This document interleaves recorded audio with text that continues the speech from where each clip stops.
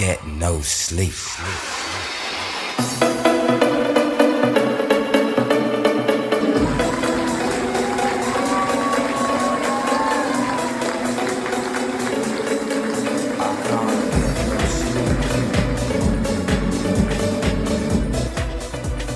So, I assume we are all here for the Ibiza Classic dance.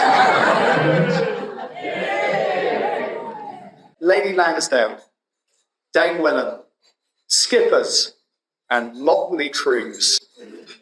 I plan to do my best to give you an honest and candid account of how a skinny duo from Wiltshire came to row an ocean.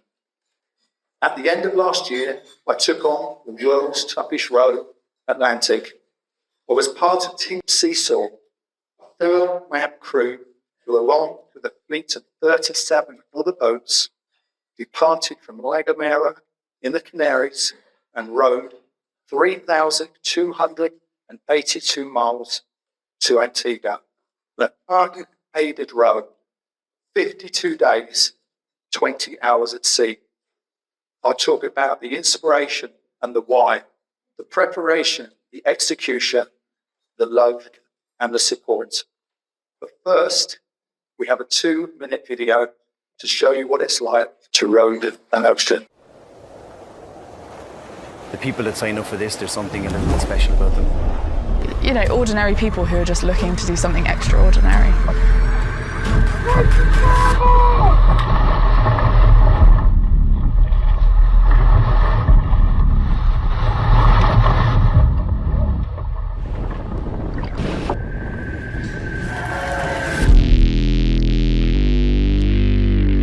There is nothing that can prepare you for rowing across the Atlantic. 35 plus knot winds. Rainstorms, it's 40-foot waves. 35, 40-degree heat. Conditions change minute by minute. You can't escape it. There's nothing more grounding than being exposed to the full force of the elements, and in their most extreme versions. You're literally exposed to the elements 24/7, and that transforms you as a person. You've got salt crystals all over your skin, all over your eyebrows. Almost like you've jumped into a bed of stinging nettles, day in, day out. It's relentless. You just don't know when it's going to let up. It's a mind bender out there. Some of the greatest moments in my life were out on the water. That wonderful sunset you see, it's that wonderful sunrise you see. The light from the moon reflecting off the water looked like you're rowing on a lake of Mercury. It's just beautiful. And that part is almost impossible to replicate anywhere else. Life is there for living, life is there to be seized, life is there to excel at. It's a chance for you to find your true self. It always astounds me at how much more we can do than we think we can.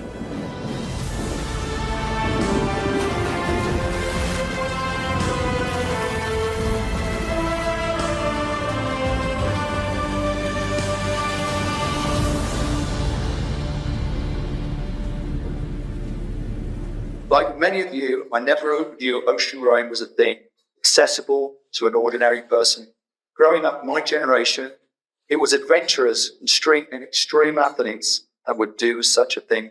But back in December 2021, 3.5 years ago, I heard an old friend of mine, David Murray, who was about to row the Atlantic. I couldn't believe it. We saw David and his lovely wife, Ellie, just before David was due to set off on what was then the Talisker Whiskey Atlantic Challenge. I hadn't seen David for some time. In fact, one of the last times I saw David, he was a sweaty wreck in the corner of the Spanish court that our wing squash match. I thought he was bad, but also I was totally envious. I went home and watched all the YouTube stuff I could to find out about the race. And yes, I still thought he was totally crazy. But a seed had been set. I felt unsettled. Avidly, I followed David's row, and then midway across the Atlantic, David was kind enough to call me up on the sat phone. I couldn't believe it. I could hear his fellow rowers rowing on the boat, and I physically felt something trickle inside me. The moment I was chatting with David, the decision was made. My why. How was that trigger switched so easily? As many of you know, our loving daughter, Yasmin, suffers from long-term or persistent Lyme disease after a tick bite when she was 19, 7 years ago. Being the parents of a child that has a long-term illness, I find myself not always being the best version of myself, not always reacting and emphasising as I should, not fully realising the levels of internal despair. And in a selfish effort to brighten a dark place, the decision was made was going to attempt to roam the Atlantic. I've been inspired. The baton had been passed. It was my turn. So, after that phone call with David in January 2022, ultimately 3 years before I actually rode, I signed up for the world's toughest rower. I paid my €2,000 non-refundable deposit. It took me over 2 weeks to tell my leg why. It's true. We were sat having a cup of tea one evening, and Azar said to me, "Something's up." I said, "Yeah, possibly. Oh, I think you're thinking about row. I wouldn't mind if you did that row." And I thought, now's my chance. Yeah, it's true. Preparation. Once signed up, I set 5 pillars in my mind and tackled them all individually. The physical, the mental, the time, and the cost. I jumped into the gym, started swimming and doing yoga with the amazing Amy, and Pilates. And at those Pilates classes, that's where I met Vince. In short, Vince Kelly beating me once a week for 2.5 years. I worked out with his homework 6 days a week. I only missed 2 weeks of training in 2.5 years.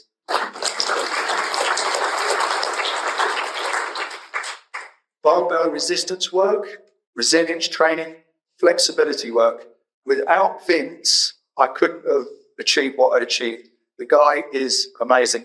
Training somebody for tasks is absolutely Vince's sweet spot, and I cannot thank him enough. It was, very, very, very special.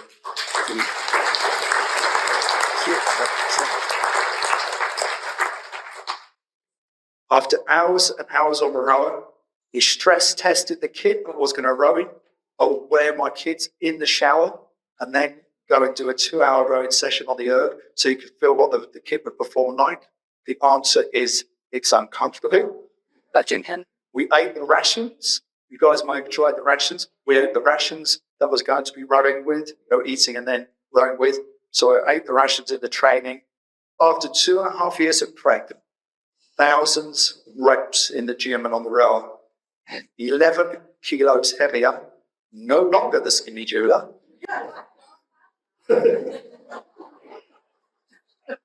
You know what the answer is, don't you? Depends what you wish for. So, Bowood equipment shipped to the Canaries, 1.1 million calories, stone and bullet, life raft, bottle of champagne, we'll come to that later, personal kit, safety kit, boat spares. We arrived in La Gomera in the Canaries 2 weeks prior to the race start. 13 days of safety briefings, boat kit mandatory checks. Signed off, ready to race by the race organisers. So, on the 11th of December, a day earlier than scheduled, we set off at 7:50 in the morning, race start. The mere fact that we started a day early was a wee bit ominous as we were trying to head off some heavy weather coming our way. One of my biggest fears was going straight into the ocean into big weather. Let's build it up gradually so you can get used to it. We didn't have the luxury of that. I heard 2 of the race organisers on the dock before we left, Ian and Fraser. I heard them chatting. They quietly said to each other, these guys are going to themselves when they go up, when they first go out into the weather that's coming. So that was pretty ominous. We left the dock on the 11th of December, 20 minutes out from La Gomera. It went pretty wild. Definitely felt like you were heading out to sea. Very, very different from training off of the south coast of England. The largest waves that we had previously encountered gave us a small splash. Ultimately, the seas that we went out into, I've been asked how to describe them. At times, it was like looking out to a mountain range. The seas were so long, big, huge. They were just these huge rolling seas. You're rowing that way. You're facing backwards. That's where the wind and weather is. So you see it all the time. It's pretty hairy. So we're straight onto our rowing shift, which is 2 hours on, 2 hours off. I hallucinated the first night due to lack of sleep. And in fact, I hallucinated the first 10 nights. So we head out of the Canaries, southwest, trying to hunt down the trade winds that run roughly around latitude 17.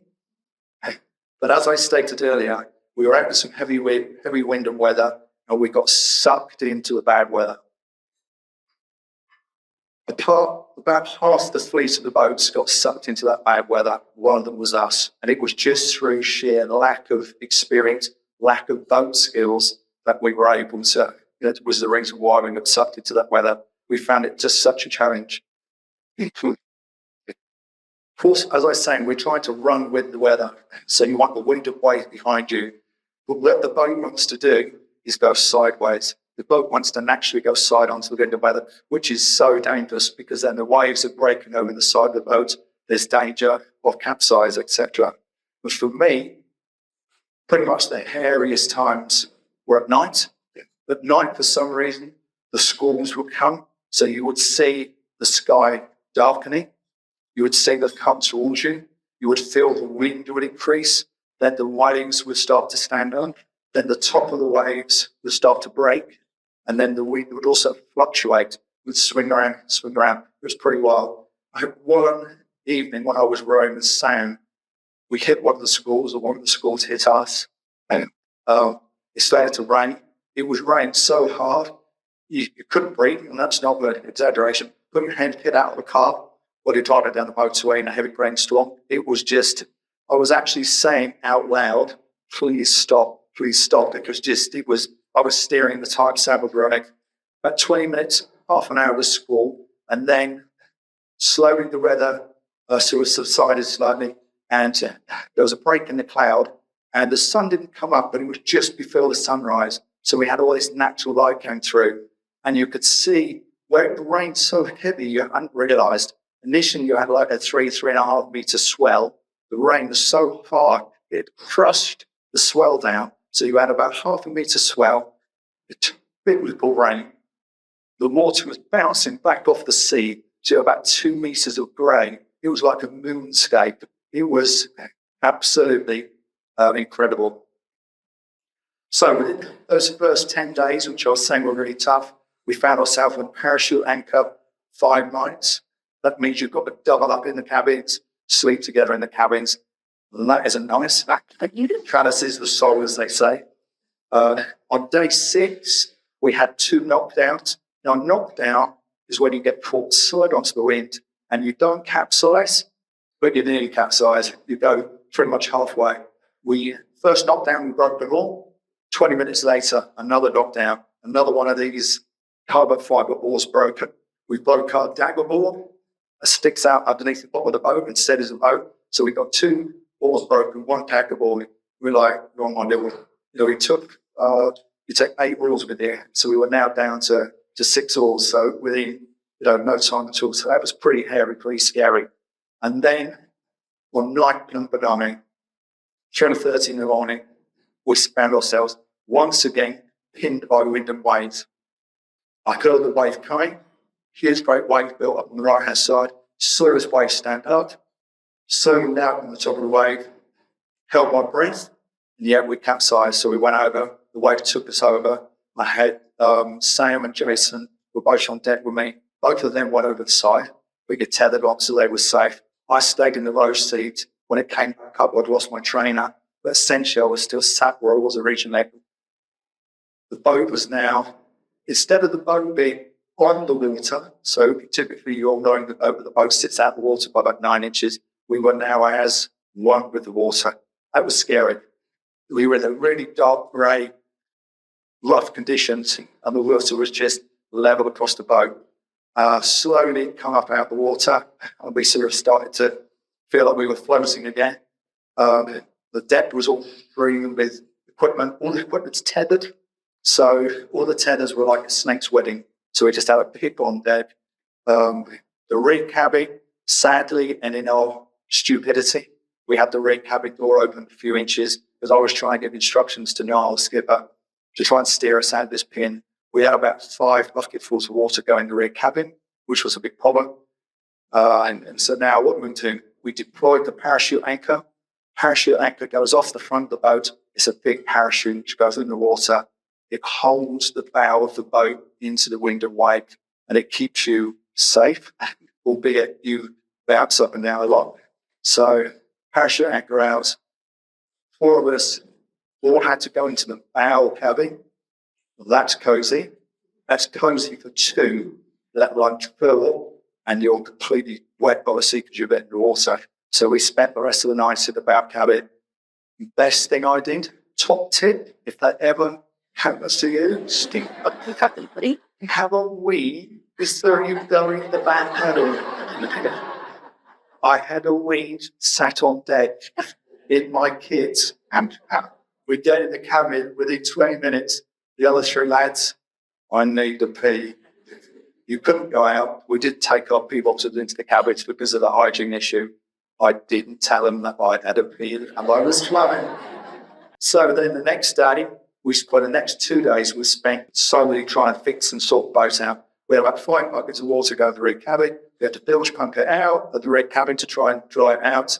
The rig cabin that gained its name, the swamp, because it was like sleeping in a swamp.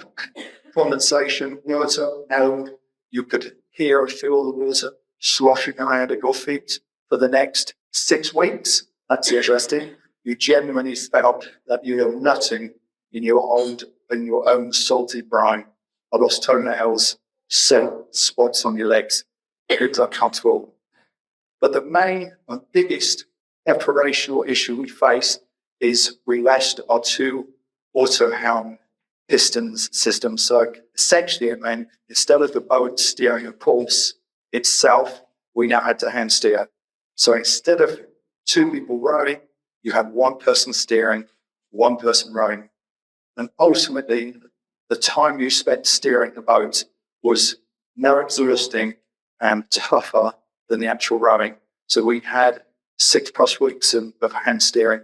And the truth of it is we limped across the rest of the Atlantic, to be fair.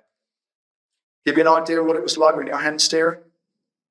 If you wanted, somebody offered you a toffee, they gave you a toffee, you couldn't take the toffee out of the wrapper, because that means you've got to take your hands off the steering ropes. If you take your hands off the steering ropes, the back of the boat will swing round, you'll be silent to when you've got control. So if you needed the toffee or you wanted a toffee, somebody else gave you the toffee and the end of their fingers, and that's the only way you could eat something like that. So it's pretty crazy.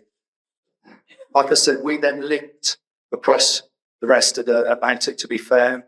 We were last in the fours, so we were crew of 4, we were last in the 4As. The first female crew of 4s got in 9 days before us, and the amazing Anya, who was a solo female rower, beat us by a day. A shout out for that young lady. She rowed in the same wind and weather as us because we knew she was behind us and she rowed through us at the last 2 days. She lost her rudder belt 2 or 3 weeks out from the end of the race. You can replace a rudder at sea, another one of the questions. Essentially, you've got left the boat in the water, thread it up underneath the boat. She did that on her own in the weather we were in. Don't ask me how. Don't ask me how. Sorry. Biggest challenge on the road, the elements. as shown in that video, as we saw earlier. If you imagine sitting in your garden on a garden chair, facing west, southwest, west, that's where our wind and prevailing weather comes in this country. Sit on that garden chair for 7.5 weeks, day and night. You can have a bucket, some dehydrated food, hydration tablets, water, and a really good quality raincoat, I recommend. That is essentially what it felt like. The elements were just wild. Most greatest pleasure or biggest pleasure of the row, the elements. What you saw was just incredible. You felt like you were in the wilderness. You felt that you were in the middle of nowhere. Conditions changed continually within minutes. All you ever said is, whatever weather we're in, all we know is very shortly it's going to be different. It changes all the time. So the obvious sunsets and sunrises, but just the general things that you saw in the conditions and that were just absolutely amazing. And then, of course, the wildlife. We saw 3 different types of whales. We saw pilot whales. We were visited by urcas or killer whales. They spent 10 seconds. They came over. We were in some big weather, grey, gloomy, nasty, scary weather. Oh, okay, there's blue whales. Came over, whatever they want. They came, they said hello. How will you chew? Are you a threat? No, they were gone. So it was pretty ominous, actually. And then the best whale encounter we had a pair of sperm whales. So we had a baby and we had a parent. The baby stayed with us for about 3 hours. The parent was with us for about a couple of those hours. The baby was rubbing up against my wheels. I was rowing. And we have some actual footage.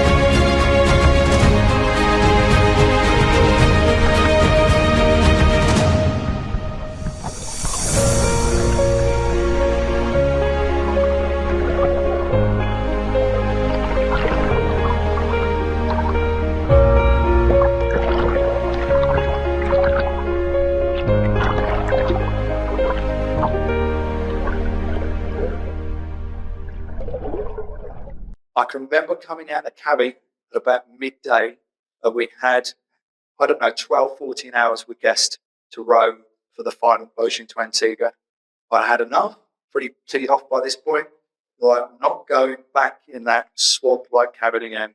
So I came out, we then spent the next 14 hours rowing flat out all the way into Antigua. I rowed for 8 hours, and then I steered the final 4 hours in. Noel rowed for 12 hours, and Sam split it up between rowing and steering. The final approach, you sort of think, we're nearly there, it was going to be lovely and wonderful. I remember David saying to me about the row, the final approach to Antigua is quite scary. It is really quite scary. As you get close in, we were at night, we were getting hit by squirrels, the boat was getting spun around. We could see the rocks, you could see the silhouette of the rocks, you could hear the waves on the rocks. We were navigating right in close. So the final approach was pretty wild. I likened it to, Azar and I are fortunate to have 2 children. I liken it to being at the birth of my children, believe it or not. That anticipation, but fear of what's actually going to happen. You're excited, but you're also aware that this could go wrong.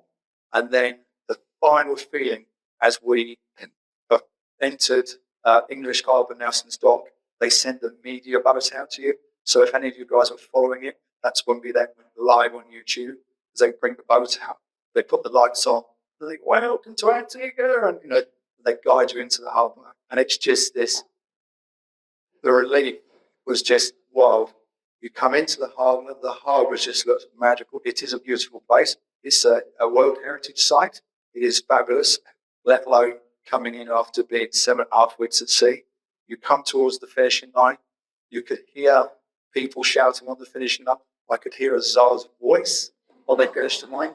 It was absolutely incredible.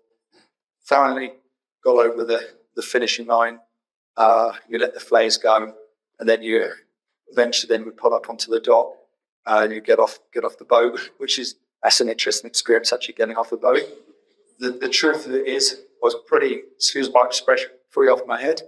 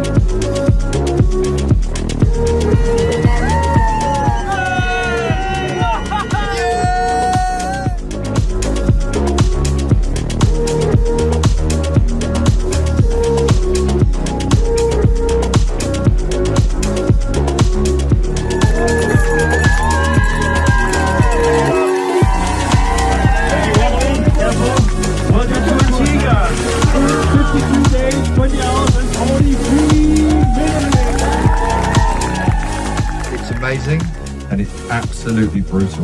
The most incredible experience. For me, the road was all about the love and the support. Jenny and Peter Shaw.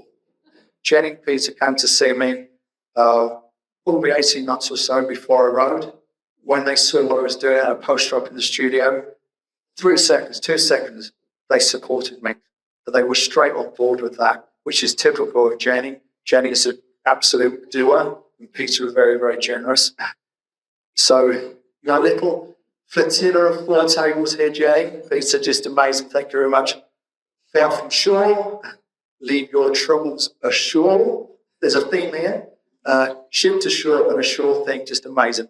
Thank you very much. And thank you so much, Jenny, for inviting me to do this. And it's been an honour to present for the Wiltshire Body Mat Trust and for Lyme disease together. So that's just absolutely amazing. There's only one thing scarier than capsizing at sea. That's if you receive an email from Jenny in your inbox when she's organising the event and you see it's been in there for 24 hours and you haven't answered. So you've certainly got to be on your top game if you've done anything with Jenny. But just keep working with that. And then my favourite boat name today, Lear and Farr. Where is Lear and Farr? Amazing. Thank you very much, Jane, for all your help with the organising. Totally amazing site. Just absolutely fantastic. Second favourite boat name, Leg Boat. So thank you very much to James and Emma, our merchandise suppliers. These guys again jumped on board, supported us. Just totally amazing. I didn't go to a posh school like some of you. Nicola and his folks decided to name their boat something Latin, I think. I never did Latin at my comprehensive school, so I'm not going to try and pronounce it. But amazing, guys. Thank you so much. So let's have a cheer for, how do you pronounce the name of your boat? Help. There's over there. Thank you, guys. Thank you very much.